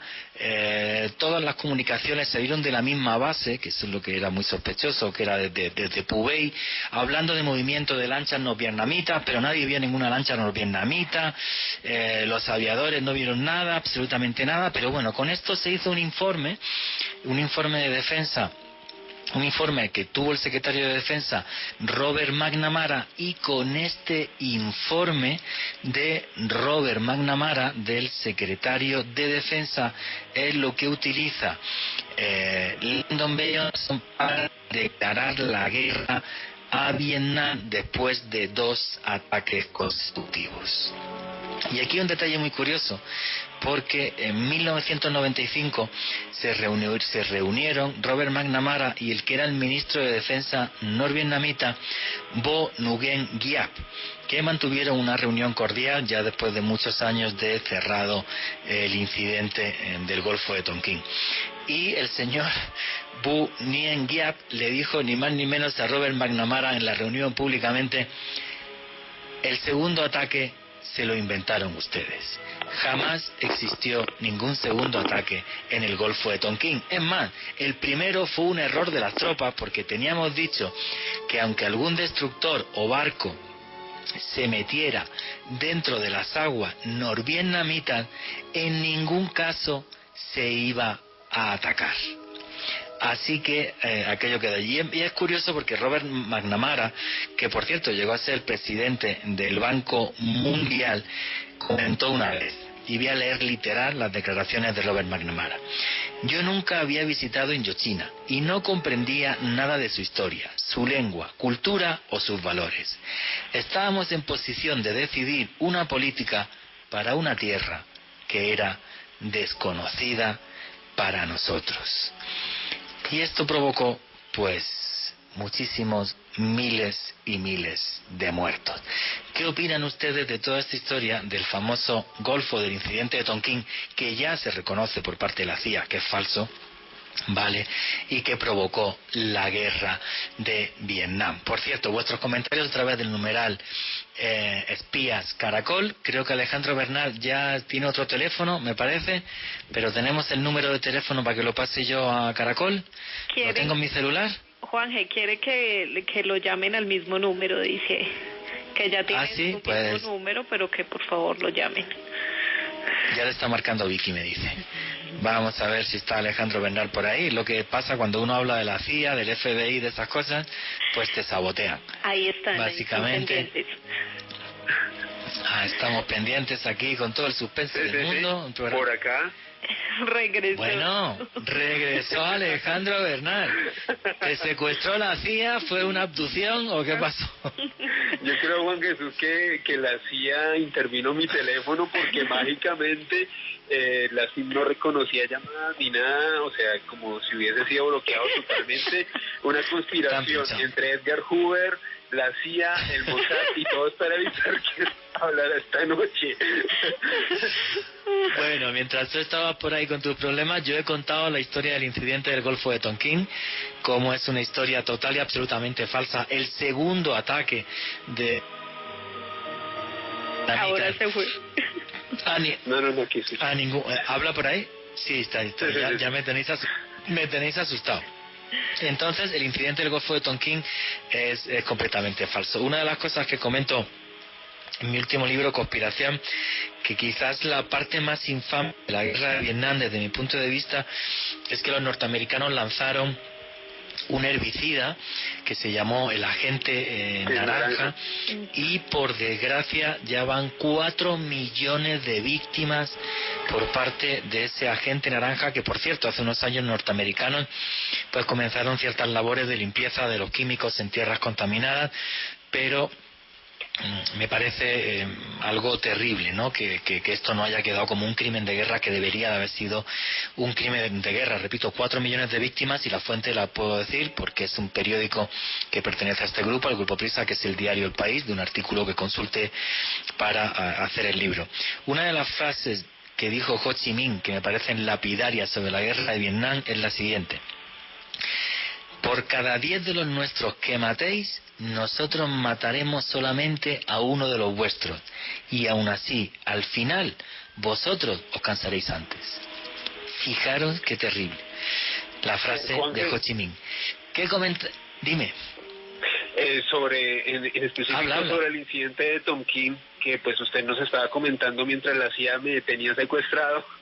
Hay que tener en cuenta que las memorias de Robert McNamara e informes de la Agencia de Inteligencia de los Estados Unidos, de la NSA, en el año 2005, o sea, hace 15 años, comentan que en realidad el incidente como tal nunca ocurrió y que la inteligencia de los Estados Unidos falsificó la información para justificar la intervención de los Estados Unidos en Vietnam. Es decir, el gobierno de los Estados Unidos hoy en día acepta y reconoce que crearon de manera artificial este incidente para obligar a los norteamericanos a intervenir en esta zona de Asia. Y esto es muy curioso, porque cuando Robert McNamara entra delante del Congreso con la prensa, tiene el informe del ataque, del incidente del Golfo de Tonkin en la mano, pero nunca lo dejó que lo viera nadie, ni la prensa ni ningún congresista. Jamás entregó el informe. Es un tema súper loco. O sea, que a mí me parece, o sea, pero de auténtica locura. Faltan 20 minutos para que termine el programa. Le damos paso a los oyentes a ver qué comentan sobre, qué opinan sobre la historia del incidente del Golfo de Tonkin, porque yo creo que los últimos 20 minutos se los vamos a dar a Joan Arenas para que nos hable del Mossad, porque si no, apenas nos va a quedar tiempo. ¿Qué preguntas y comentarios hay sobre la historia del incidente del Golfo de Tonkin? Aquí Edson Giraldo nos dice: los gajes del oficio, la tecnología es maravillosa pero no es infalible. Nuestro gran amigo y fiel oyente Carechimba dice que nos están hackeando. Y sobre el tema que estábamos hablando, Freddy Flores comenta que cuáles fueron los códigos cifrados utilizados por los espías en la Guerra Fría para tratar de mantener las comunicaciones internas ocultas para no ser descubiertos. Hay un montón de códigos cifrados, algunos son curiosísimos. Por ejemplo, los norteamericanos, cuando estaban en Asia, utilizaron indígenas navajos, porque el navajo es un idioma dificilísimo que lo conocen muy pocas personas, y llevaron indígenas navajos. Lo mismo hicieron los egipcios, por ejemplo, en una guerra contra Israel, utilizando nubios. O sea, gente que hablaba nubio. O sea, no, hay un montón. Digo, la famosísima máquina Enigma de los nazis. Hay un montón de códigos cifrados, efectivamente. Eso es un tema súper curioso. ¿Qué más preguntas y comentarios hay? Jamie Sastoque, ¿cómo podrían describir los procesos de reclutamiento actuales de agencias como la CIA y el MI6? pues la CIA y el MI6, por ejemplo, tienen oposiciones, que uno las aprueba y entra, otras veces reclutan gente. En cambio, el más particular es el Mossad. El Mossad solo recluta gente. Tú no puedes llegar al Mossad y decir, quiero ser agente del Mossad. Ahí te quedas, no les importa un carajo. Ellos van, y esa es una de las formas que hace que sea imposible de infiltrar al Mossad, efectivamente. ¿Qué más preguntas hay? Sobre el incidente del Golfo de Tonkin y la guerra de Vietnam, Juan Carlos Beltrán nos dice lo siguiente: The Vietnam War es un excelente documental en Netflix, pues para tratar y más bien ver un documento audiovisual sobre esta temática, Juanje. Sí, hay toda una serie de documentales de la guerra del Vietnam en Netflix, no recuerdo si es esa. Yo vi varios y son buenísimos, sí. Y otro de la guerra de Corea también buenísimo. ¿Algún comentario más? Aquí Karen Ospina nos dice: yo no entiendo esa fijación de los gobiernos de Estados Unidos en meterse en problemas ajenos. Lo que hacen es embarrarla más. Uno de los grandes problemas que se ha echado a cómo actúa la CIA es no conocer la idiosincrasia de los sitios a los que van, no conocer la idiosincrasia vietnamita, o por ejemplo una operación muy famosa que es la Operación Ciclón, donde ellos arman 50.000 mujahidines para que entren en la guerra de Afganistán y echen a los soviéticos de Afganistán, y uno de esos 50.000 mujahidines pues no era ni más ni menos que Osama Bin Laden. Todo esto se hizo efectivamente en la ciudad de Peshawar, en Pakistán, y es muy curioso porque Benazir Bhutto, la presidenta de Pakistán, hay un momento en el que le dice públicamente a los americanos: estáis creando un Frankenstein, cuidado con todo esto. Y luego se le fue de las manos. De esos 50.000...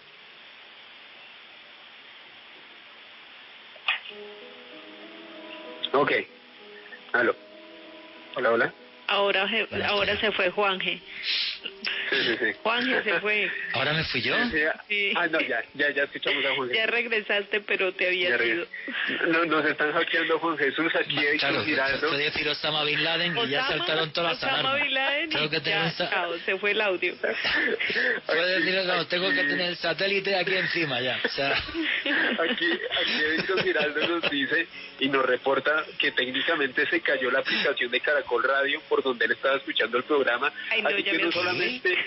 Sí, Juan, que aquí nos comentan en Twitter, Edison Giraldo, a alguien más se le cayó la aplicación de Caracol Radio, es decir, esto es un ataque masivo de la CIA, chicos, en directo. Qué cosa tan loca, que se caiga la app de Caracol, nunca nos había pasado, o sea, pero qué cosa tan loca. ¿Alguna pregunta, algún comentario más? O si no, sigo con Joana.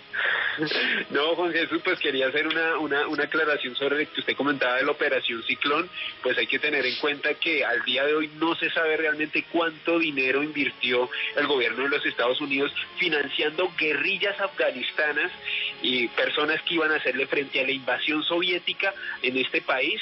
Se comentan cifras que van de los 630 millones de dólares e incluso hasta los 40.000 millones. Al día de hoy no se sabe exactamente cuánto dinero invirtió el gobierno norteamericano formando y dándole armas a guerrillas afganas, de las cuales hizo parte Osama Bin Laden, y ya sabemos cuál fue el resultado de estos actos. Sí, fueron mujahidines de unos 50 países. No se sabe el dinero, y además cuentan los periodistas en la época, los periodistas norteamericanos que fueron hasta allí, que la corrupción incluso dentro de los agentes de la CIA era una cosa absurda. O sea, claro, les daban tantísimo dinero que decían, bueno, pues de vez en cuando $1 millón se me cae por aquí, lo meto en algún banco extraño y lo llevo para allá. O sea, fue una cosa súper loca que se les acabó yendo de las manos.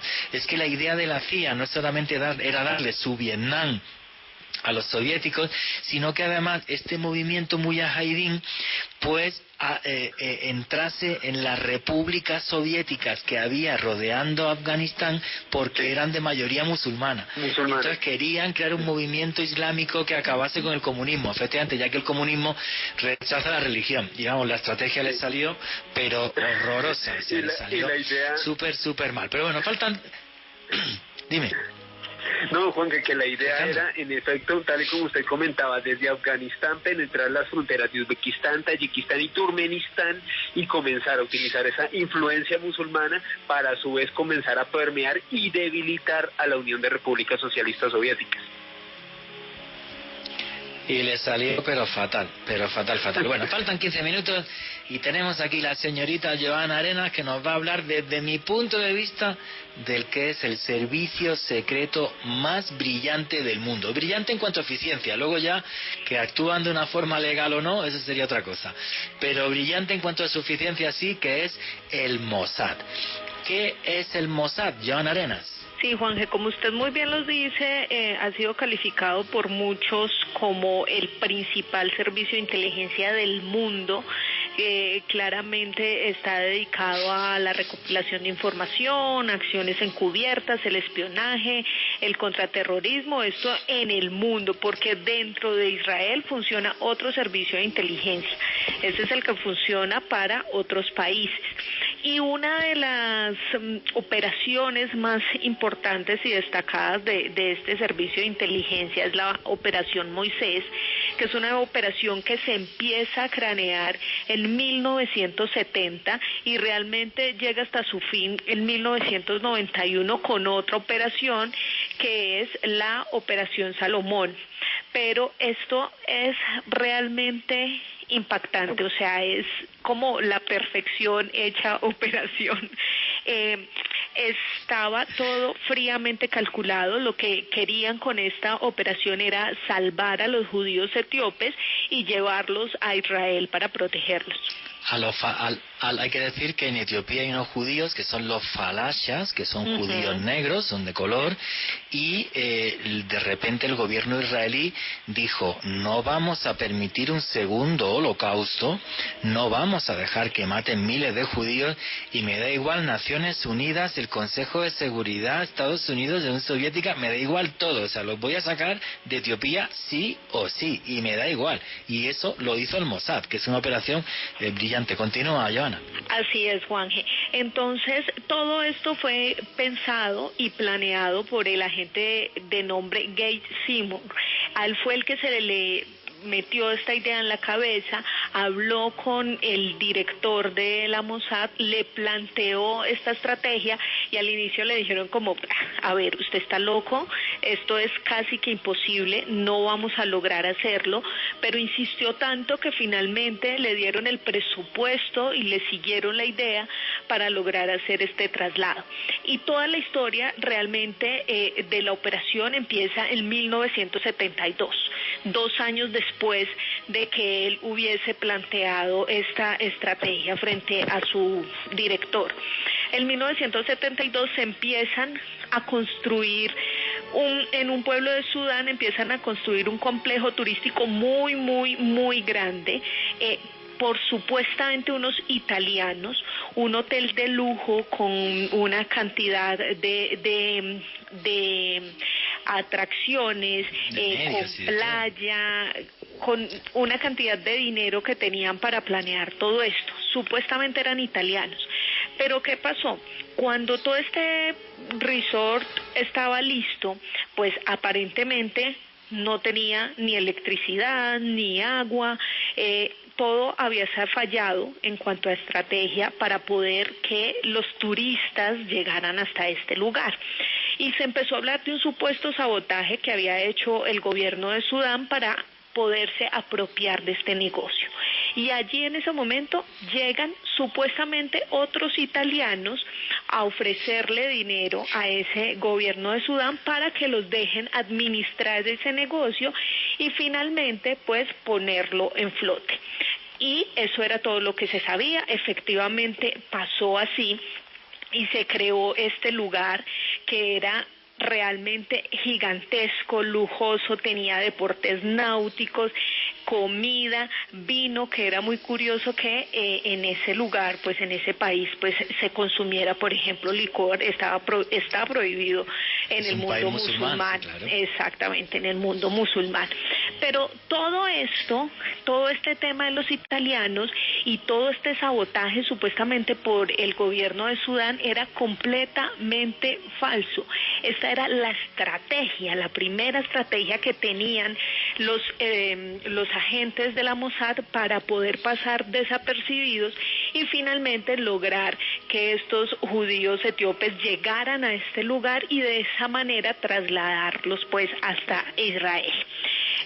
Pues mire, Juan Jesús, todo estaba fríamente calculado, cada estrategia, cada punto de contacto con estas personas que iban a trasladar.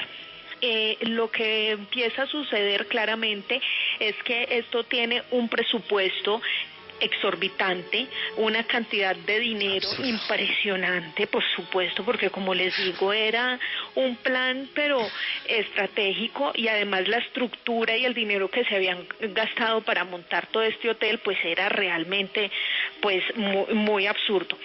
Pero curiosamente, cuando ya abren las instalaciones, empiezan a llegar turistas reales, ¿no?, a visitar ese complejo. Y entonces la Mossad dice, ¿y ahora qué vamos a hacer con estos turistas? ¿Cómo vamos a hacer ahora? Y deciden planear una estrategia para atenderlos, porque no tenían cómo negarse a atender a esos turistas reales. Y empiezan a atenderlos, y curiosamente, gracias a eso, adquieren mucho más dinero, tanto así que el complejo turístico se vuelve autosostenible y además les genera muchísimas más ganancias para seguir invirtiendo a la operación. Es realmente muy curiosa esta historia, muy impactante, loco, muy bien planeada. Dentro del hotel, pues claramente tenían un espacio donde tenían todos los equipos de comunicación, todo lo relacionado con las comunicaciones, los documentos que les iban a dar a estos judíos para poder llevarlos hasta Israel. Y hay un mensaje bien curioso, y es que en este lugar había un letrero gigante que decía prohibido tocar alta tensión, para evitar precisamente que los turistas reales se acercaran a ese lugar, y lo que había allí pues no era más sino que aparatos de radio y todos los aparatos de comunicación para poderse estar en contacto con la central de la Mossad. Entonces ya ustedes verán que los turistas fueron los que ayudaron precisamente a lograr que esto fuera todo un éxito. ¿Y cómo se contactaban con esos judíos etíopes que iban a trasladar?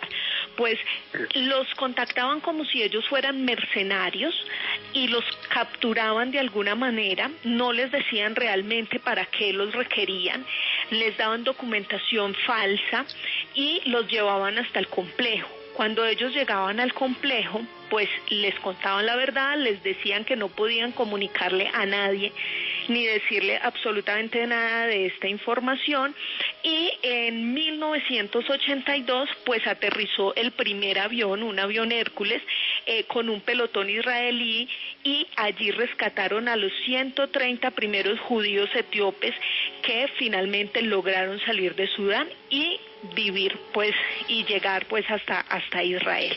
Y de esa manera porque lo duro de esto es que tenían que ir desde Etiopía a Sudán andando. Exactamente, andando. Eran 800 kilómetros más o menos, 2 días de viaje, para poder llegar hasta el complejo turístico. Incluso muchos lastimosamente se quedaron en el camino porque pues era muy duro. Pasaban, por supuesto, sobornando a las autoridades de Sudán para poder que los dejaran pasar sin ningún problema, pero pues claramente esto era una trayectoria muy larga que muchos no pudieron completar. Y como le digo, Juan Jesús, en 1982 se dio el primer viaje y lograron rescatar 130 judíos. Pero así, después de ese primer viaje, lograron hacer 17 vuelos más. Todos fueron exitosos y lograron trasladar a casi 18,000 judíos etíopes hasta Israel con toda esta pantalla tan gigante. Imagínense, 18,000, es muchísima gente. Es una barbaridad de gente, o sea, es un estadio de fútbol. O sea, exactamente. Gracias a comillas, Hotel de Tío Plata.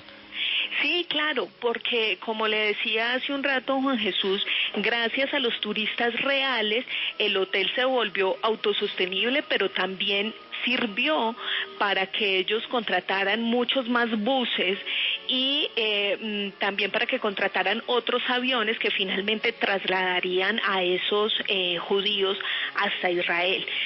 Después de esta operación, qué barbaridad. es impresionante, después de esta operación Moisés, que fue la primera, llegó la operación Salomón, que es mucho más impresionante aún, la más grande y la más destacada en toda esta historia, y esta se dio en 1991.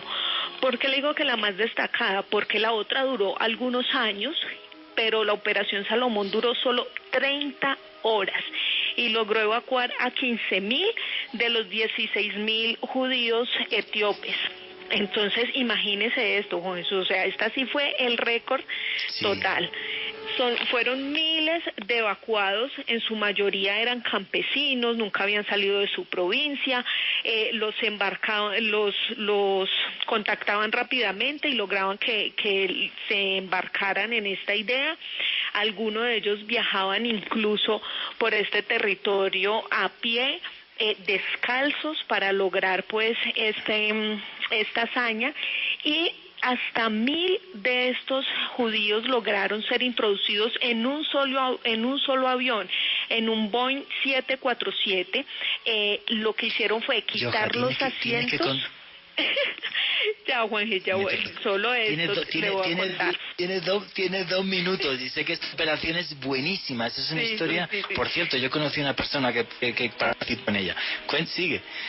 Rápidamente, Juanje, mire, lo que hicieron fue quitarle todos los asientos al avión, a este avión Hércules y a un Boeing 747, para lograr que dentro de ese avión hubiese espacio para 1.000 personas y así poderlos trasladar de una manera rápida en 30 horas hasta Israel.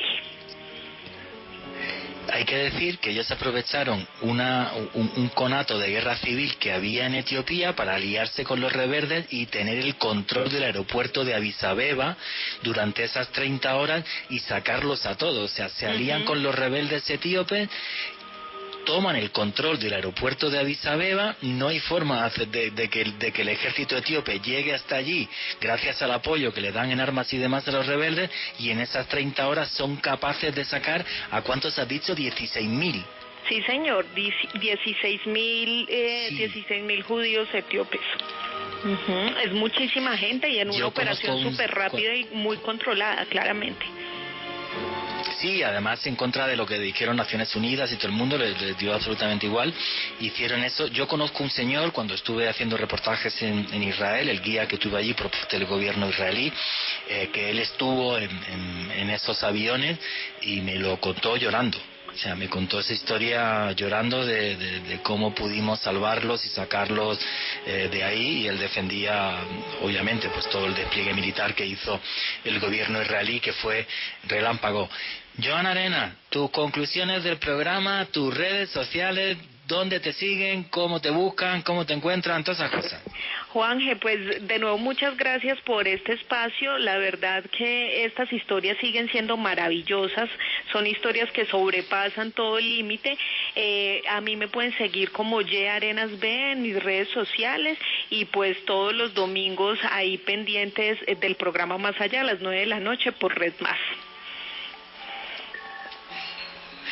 Alejandro Bernal, tus conclusiones y tus redes sociales para que todo el mundo pueda seguirte. No, Juanje, ofrecerle disculpas a los oyentes por esos inconvenientes tecnológicos ajenos a mi fuerza. Muchos oyentes reportaron caída del programa a través de radio, de las aplicaciones y de la página de Caracol, sí, así que parece que es un hackeo masivo. Así que bueno, si les gusta el periodismo de misterio, pueden seguir a Juan Jesús y este servidor en YouTube en Oculto Tras la Sombra, y a mí me pueden seguir en Facebook, Twitter e Instagram en @AleBernal3 con doble S. Muchas gracias, Juan. Muchísimas gracias a Alejandro Bernal y a Joan Arena, que además también la pueden ver en Red Más, en el programa Más Allá. Y quedan 20 segundos y solo deciros una cosa. Yo creo que los servicios de inteligencia reflejan lo que somos, ¿no? O sea, capaces de hacer cosas macabras y capaces de hacer también, por ejemplo, operaciones de salvamento de compatriotas tuyos, como es el caso de la Operación Salomón o la Operación Moisés, que a mí sí me parecen brillantes porque sí o sí salvaron miles de vidas. Entonces, como cualquier obra humana, tiene sus luces y sus sombras. Y sobre todo, nunca olviden que vivimos en un mundo mágico, porque está repleto de misterio.